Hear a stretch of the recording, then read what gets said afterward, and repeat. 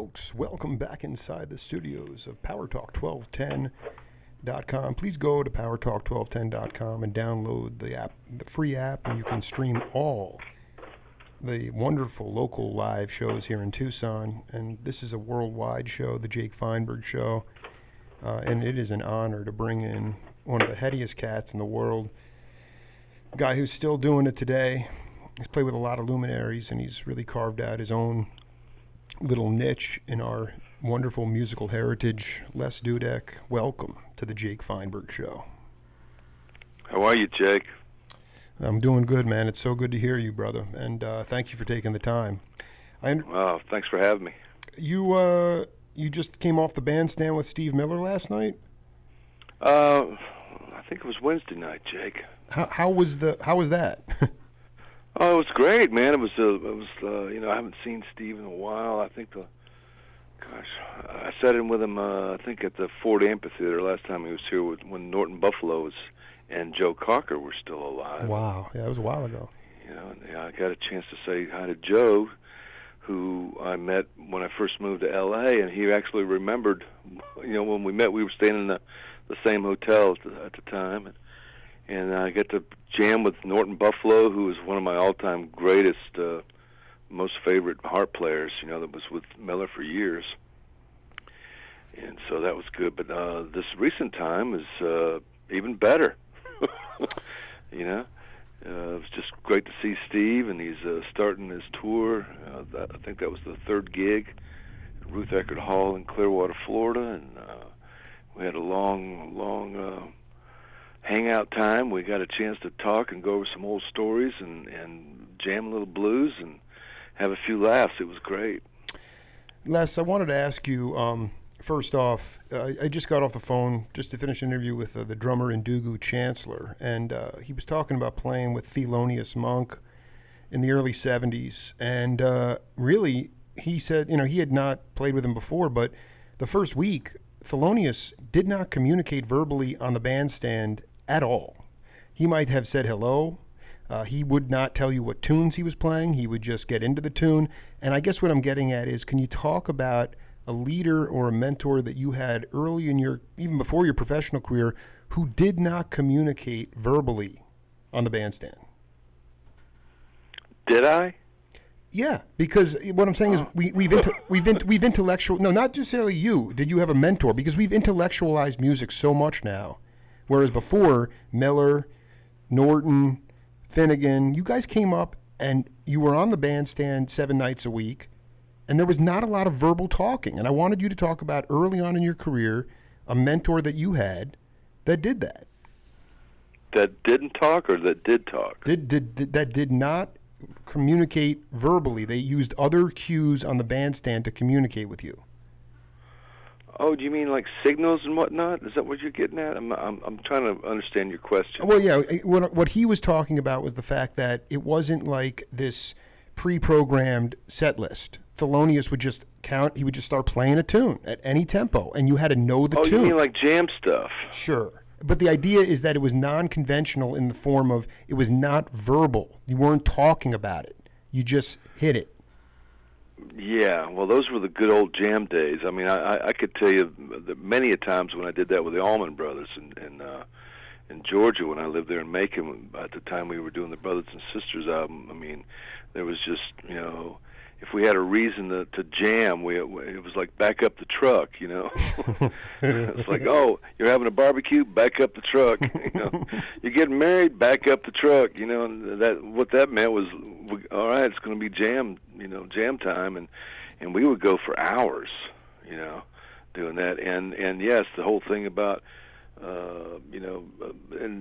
we would signal each other musically as well, not just like slapping somebody or making a hand signal, but also just musically, you could take it to a different level, so. As a kind of telepathic, I guess, or it's like psychedelic. It was after all the psychedelic years. Well, no, and then maybe that had something to do with it, Jake. Well, no, and Les, you're already. I mean, part of my show deals in the metaphysical. So, can you talk about the telepathic quality of music? In my mind, I'm turning 38 in 2 weeks. You go see these, cookie cutter. A lot of shows now are cookie cutter. It's very pre-programmed. And yet I hearken back to this period from before I was born when there was elasticity within the music. Your ears were wide open. And again, LSD was legal. And I wanted you to talk about your experiences with psychedelics, but also that telepathic quality of music. Because let's face it, there's only two letters that separate music and magic. Two letters between music and magic. Oh. That's clever. Yeah. Can I use that, Jake? Listen, I think I got it from Randy Weston or something, some jazz. Oh, okay. So I'm not gonna. You can use it all you want, brother. Just kidding you. Yeah, I think you said it. It's all that. I can't kind of. I was sort of in the tail end of the that whole thing. Like in the late '60s, and of course we were already doing it in the mid '60s. But my peers a little bit older than me, they were kind of leading the way. But it was just a freer time. It was a whole different time. It was a whole different time in music. What happened was music just got too corporate. It just went away. The creative element of music just kind of disappeared, didn't it? Don't you think? Well, I mean, I sometimes wind up in I can be in a little bit of a bubble. I'm in Tucson, obviously. But I can just hear from my ears, and also the idea of, well, like for instance, can you? This is something that has not been vetted, as far as I know. How did the band Power come together? And what were you getting off on? Was it the Power Trio, the Cream stuff? I want to know about Power. Are you talking about the band Power that I was in here in Florida? Of course. This is your interview. Okay. Well, I mean, you're sitting in Tucson. I'm thinking, God, is there a Power in Tucson? No, I'm talking Dudek Power. Dudek Power, man. Yeah. Well, I think originally, yeah. I mean, the band was it came to be from like that whole Cream era, and the guys that were playing in that band were doing a lot of Cream tunes, and as a lot of people were at that time, because it was kind of what we call the white blues era, where the you know what I'm saying? Mm-hmm. What happened was the lead singer dropped out and became a DJ for a radio station. And then they brought me into the band, and then I was doing the double thing with the other guitar player, which was Don Hanna at the time. The lead singer was Terry Roberts, and then they had this drummer Johnny Rhodes, and then Denny Roberts was on bass. And what happened was the guitar player, who was Hanna, we call him Dump Truck. He got really sick of the whole music business back then. Wow. And he became a horticulturalist for Disney. Just dropped all out, and he was just an amazing guitar player.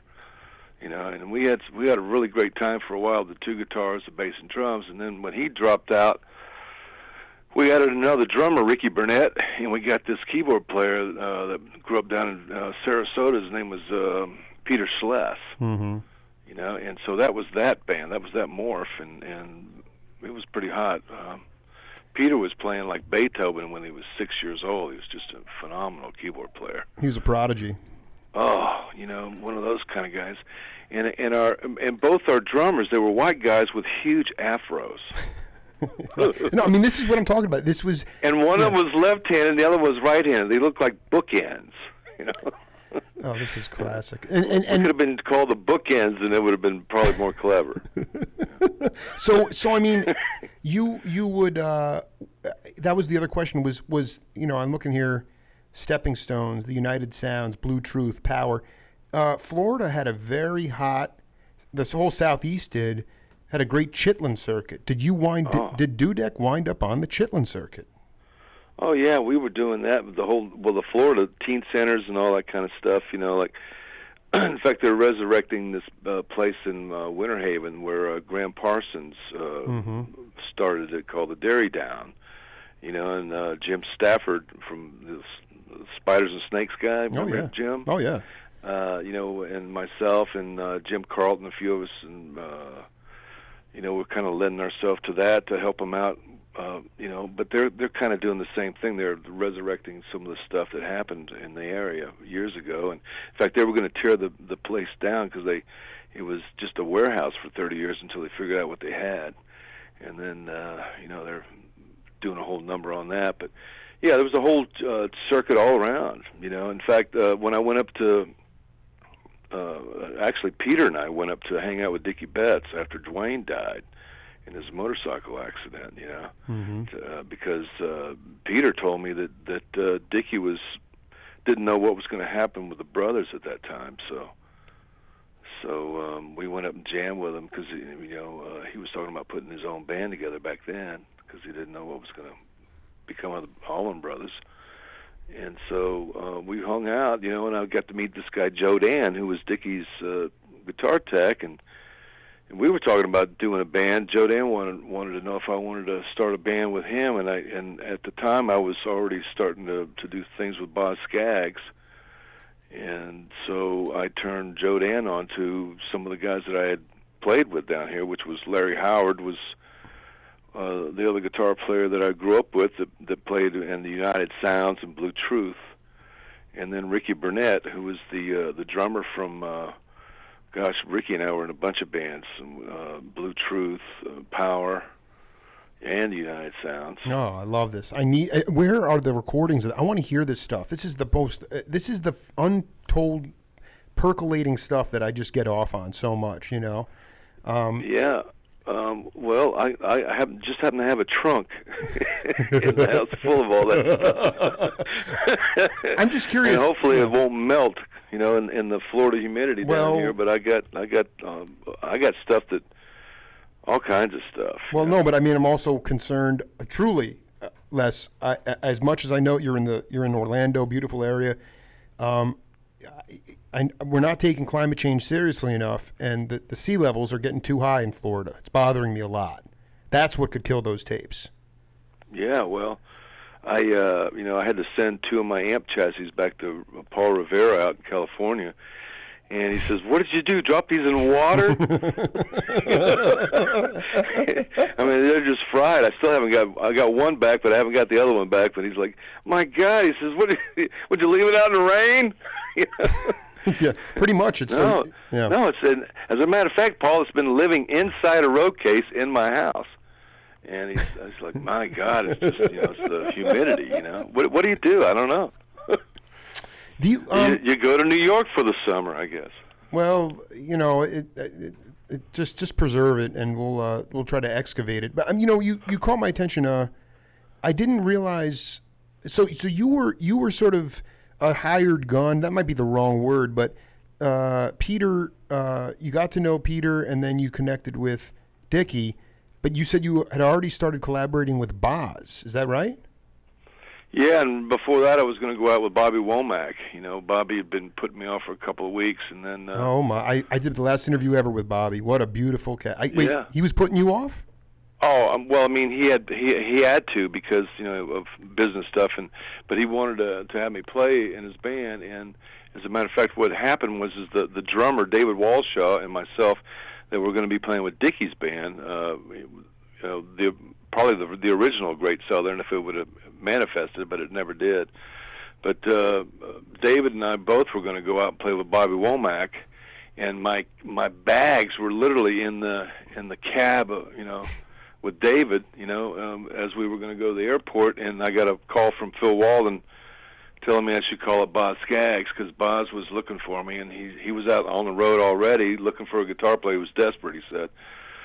So I thought, well, I think I'll check out Boz. So, Dude, I did, and the way it went down, it was kind of like, well, okay, well, if you got to go do the Womack thing, maybe we can hook up another time. And I told Boz, I said, well, I can always, take a detour, You know, so I ended up flying up to Akron, and I sat in with Boz at the Akron Theater, and he hired me, and that was the end of that. So I went on with Boz, but I was commuting back and forth between Macon and San Francisco, where Boz was living at the time, and you know, one thing led to another. Well, I mean, I couldn't have. I don't think I could have asked for a cat who played in two of the most amazing regional bastions of music in this country than Macon and Frisco. Did you get into the? I mean, I know you met Finn. Actually, there was a connection there, Jake. There was a big connection with the Macon stuff and the. Please break it down. Please break it down. Well, the Allman Brothers versus the Grateful Dead. You know, like they did a lot of stuff together, and they, you know, the brothers did a lot of stuff in California. So, and they had that Bill Graham connection.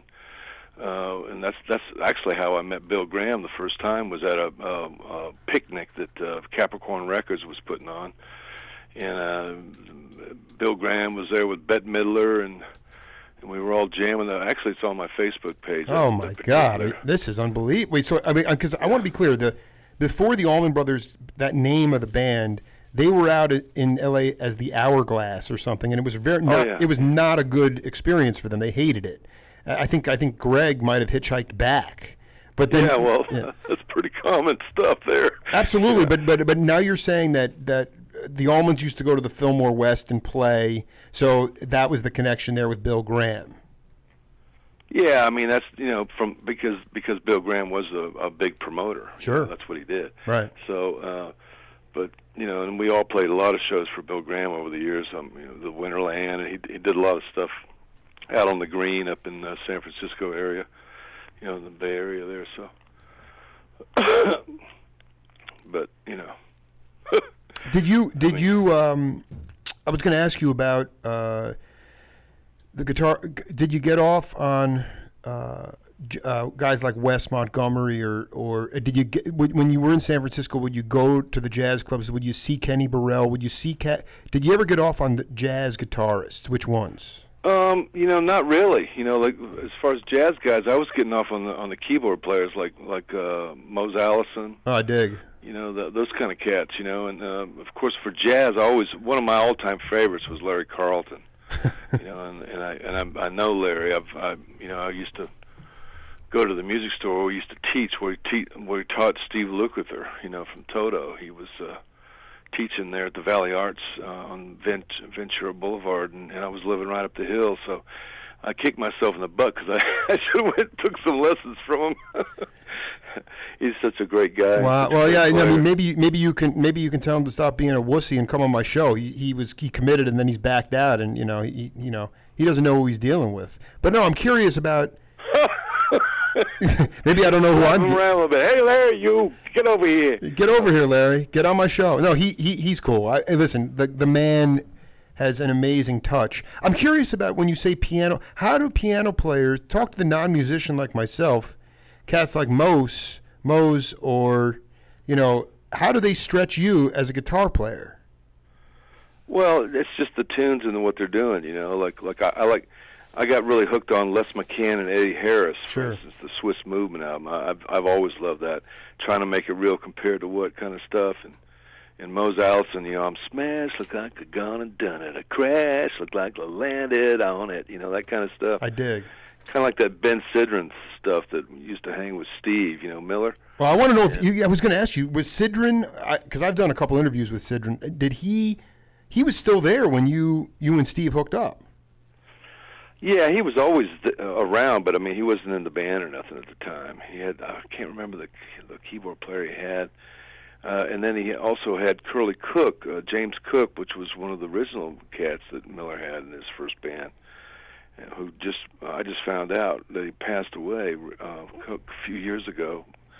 We wrote that song "Sacrifice" that was on the Book of Dreams album. Oh, I love that. Oh, Curly Cook was a bad player, man. He was just a great guy, man. Curly was just the best, and we got a chance to write a song when we hooked up with. I was with Boz at the time, and we hooked up on the Joker tour with Steve Miller in '74. It was, and we did a run with the Almond brothers then too, and a few other people. You know, I was playing with Boz at the time. It's so interesting because Boz, Steve, Sidran, they all came from the same town in Wisconsin. But you talked about this, the between Almonds versus the Dead. When I interviewed Sidran, you know, he talked about the Grateful Dead. Half the guys in the band weren't even real musicians. I mean, Miller and Boz, those are blues. Those guys are saturated in the blues, and they're also like tremendously gifted instrumentalists. Did they? What was their view of the Grateful Dead as far as their musicianship? Did they take them seriously? Did they give them grief? I'm not really sure about. I couldn't really answer that question for you. You have to ask them that. You know, I know that. I know. You know, I sat in and did a few dates with Big Brother and the Holding Company, and I can see why that they thought that way about them. And I think Janis did too. You know, if you wanted to, you know, beat them up, you know. But I don't know, man. I just, you know. I know that Dwayne did a lot of stuff. You know, Dwayne Allman did a lot of session stuff. You know, before he started the Allman Brothers, and I think that was one of the connections. He was also did an album with Boz Scaggs. In fact, I think it was his first album. He played guitar on "Loan Me a Dime." Oh, I love that tune. You know, and then, you know, Dwayne did like that Push Push with Herbie Mann, you know, which was a real kind of a jazzy album, you know, with the flute player, you know. Oh yeah, I mean Bernard Purdie was on that. And then he diversified and went over and did, you know, some stuff with Aretha Franklin and a few other greats, you know, like I think Wilson Pickett and all that. So that's kind of where that's the lesson that I learned in starting out to go back to one of your original questions, you know, of how I tooled around was I kind of took Dwayne's lead, and because, you know, I was beating it up a lot with bands around in Florida, and we actually went and did some demos in Nashville, and we went to Richmond, Virginia, and did some demos trying to attract a record company, and it just never panned out. So I just sort of, you know, took that same kind of theory that Dwayne did, and just go out and play and get on some sessions and do a little networking and see where it takes you, you know. And that's kind of the same connection also to another question you were saying about how, you know, the connection between the brothers and the Grateful Dead and all that. And you know, it just kind of all correlates from different players that everybody kind of networked with, you know, with Boz, with Dwayne, and then Bill Graham, you know, with you know, the whole scene, because right. he was a promoter, right? You know, and that kind of stuff, you know. Were you in? I mean, because what the greatest thing is that you know, in San Francisco there were just so many live venues. When I did my first interview with Finnegan, he was in the Jerry Hahn Brotherhood, and they were playing like lesbian cafes and stuff. Can you? I'm curious about. I'm curious when I never heard of that. A lesbian. Lesbian cabaret. I mean, you know, but listen, it's unbelievable. Yeah, no, but you know what? Here's the thing. When Bill Champlin from the Sons of Champlin. Oh, that guy's. I mean, Finnegan and Champlin, all those cats, man. Burners like Dudek. Are some amazing cats. You know, I mean, and you know, all the good players eventually find each other. You know, and man, I'm really happy I was able to work with Mike Finnegan, because he's like one of my all-time best. I mean, you're talking about a great singer and keyboard player. I mean, you know, he played you know, with Jimi Hendrix on that Rainy Day. You know, Rainy Day. Boom, boom. That's Mike Finnegan. Absolutely, at the studios. And, you know what I'm curious about is the idea that. When Champlin thought he was getting pretty, his head was getting pretty big at a certain point with the Sons. He thought he was really doing his thing and playing and singing, and he was laying on the Hammond. And he said one night that he walked in to see the Brotherhood, the Jerry Hahn Brotherhood, and this guy walks out with overalls, 6 foot, huge dude, sat down at the Hammond organ starting to sing, and it was Finnegan. And he said that it literally, I mean, he walked out of there humbled, like taken to, like going to the woodshed. You know, I mean, it was a pretty. Do you remember the first time you You saw Mike. I thought he was going to say, do I remember the first time I got humbled? Well, no, but, okay, that too. That's an even better question. I mean, was there? Because yeah. one night I walked in on a show. It was kind of a jam show with check out the lineup here. It was Jeff Porcaro on drums. Mm-hmm. It was David Hungate on bass. I love Hungate. It was David Page on B3. And it was Larry Carlton and Robin Ford on guitars. Oh, I wow. mean, I walked out of there humbled, babe. I'm going to tell you. Yeah, you don't need to go any further. I mean, is it just like, I mean, it's not like you had your chops together, but was it just sonically what specifically, was it a technique or was it a spiritual humbleness? Oh, it's just as a player, admiring another player's skill, Right. I mean, these cats are, it's like Dwayne used to say, there are people that play it, and there are people that play at it. That's right. And that's just the difference right there in a I dig nutshell. You either got it or you don't, Right. And you can be a millionaire and go out and buy a whole bunch of Les Pauls, but it doesn't mean you can play them.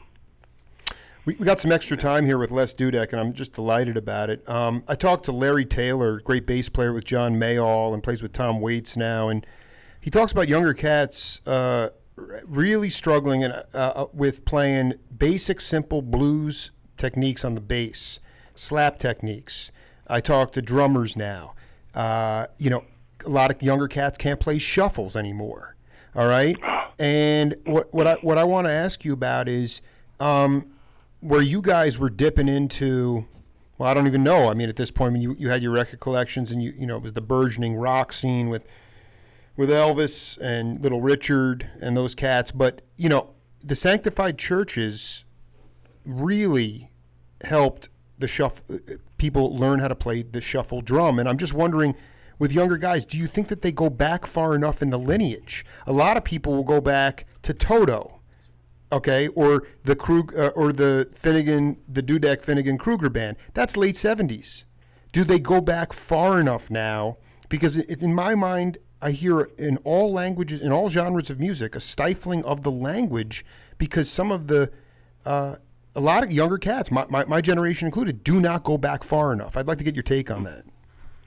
Well, I can tell you this.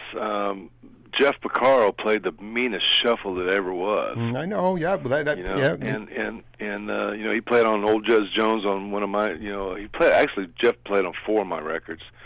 I had Jeff and Tony Williams playing on something together, and I had him with Jim Keltner and with Carmine Appice and a few other cats. But as far as the shuffles go, I mean, I thought that Butch Trucks and J.M.O. Johnson with the Almond Brothers had a really great shuffle going on. Big time.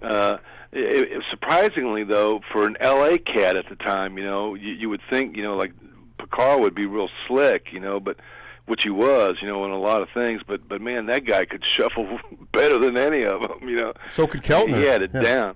Well, I mean, I think a lot of it has to do with what Jeff and I talked about one time, and that is, taking the when you see other cats play, when you're a good player, you pick out little things that they do that really attract your ear, really draws you in, and you kind of capture that and you take it and then you turn it around and do it your own way.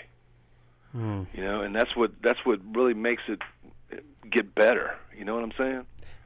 So as far as your question was is how far back do you got to go to get a good shuffle, sort of?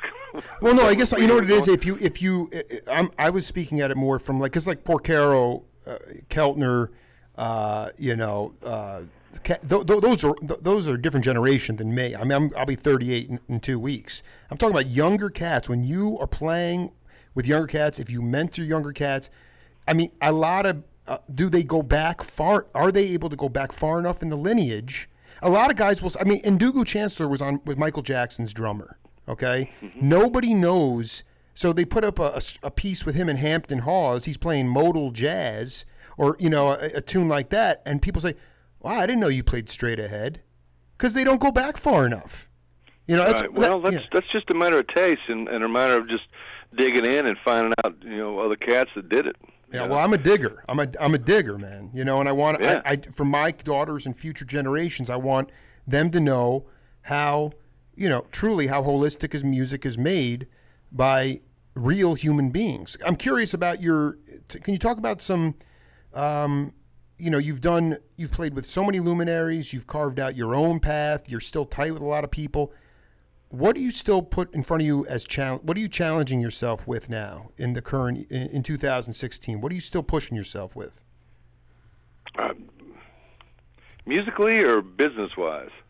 Well, I mean, that's the big challenge. Okay. From the get-go is just trying to keep up with all the never-ending changes that are going on, and seeing with the way the music is shifting and the way people, buyers, who they're hiring and who they're not hiring. There's a lot of stuff going on with these bands that'll never get anywhere, as far as any major popularity anymore, because there's no avenue for it to happen with, record companies and radio and whatnot to break records. So they end up creating a tribute band. Right. So now there's like a million tribute bands, and they're all like doing somebody else's stuff, and it's hysterical now you're but they're able to like jack up their money because they're a tribute band, Well, it's kind of scary though, because go ahead. Well, wait a minute, and then now the audience and the buyers are going, well, that's really good, but can you play some of this? How about playing something new? Yeah. Well, it's like. Just hypothetically, if you hire an AC/DC tribute band, they're going to play all AC/DC stuff, right? But now the audience is saying, well, that's good, but can you play some Journey stuff or some Leonard Skinner too? So it just puts them back in the realm of what they really are, which is a cover band, right? And what it does is it takes guys like me and some other artists that I know that are in the same boat. Like now we're either not a tribute band or we're not working for Live Nation doing all the big shows. Well, I was just going to ask you in about 3 minutes if you could talk about how dangerous Clear Channel and Live Nation are, the fact that they have swallowed up 90% of the venues. You have this uniformity going across all of music. We should have started with that one, Jake. Well, yeah, no, you riff on that, and we'll wrap part one. I'm having a ball, but you riff on that because it's important, man. It's really important. Well, the corporate world has killed off, all the creativity in music, and any way that you can, break new acts or in that regard. It's like what they've done is they've taken the old artists that have had a few hits, and that are still sober enough or coherent enough or able enough to be able to go out and play, and they just advertise them to the hilt, and they take them out and they sell outrageous ticket prices, and they're gouging the people, and they're out there, and like one, I won't say the acts, but there's one act that was just here a month ago, and then they'll be here in another 3 months. You know what I'm saying? Right. It's like they're just burning them out, and it's just a corporate greed play is what it looks like to me. And they're just burning them out and making as much money as they can until they can't, which is going to be soon.